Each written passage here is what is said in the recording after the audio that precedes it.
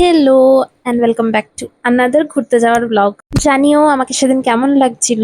আমরা হচ্ছে স্কুল থেকে বেস্টি, ও হচ্ছে অঙ্কিতা। তো আমরা এরকম ওয়ান্স ইন আ ব্লু মুনই মাঝে মাঝে ঘুরতে যাই, but trust me it's always fun.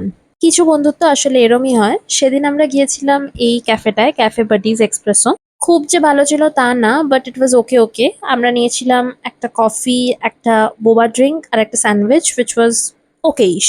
আর ওপর তলাটা কিন্তু অতটা এস্থেটিক নয়, বাট নিচটা ভালোই এস্থেটিক। দেন আমরা ওই গড়িয়াহাটের রাস্তাটা কিছুক্ষণ এক্সপ্লোর করে তারপর চলে গিয়েছিলাম নর্থের দিকে। যেহেতু পুজো আসছে তাই অবশ্যই করে প্রতিমা বানানো তো চলবেই। প্রায় অনেক দিন পরে ঘাটে এলাম, তাই প্রচন্ড ভালো লাগছিল। আর জানো তো, এখানে এলেই আমার বিএসসির দিনের কথা খুব মনে পড়ে।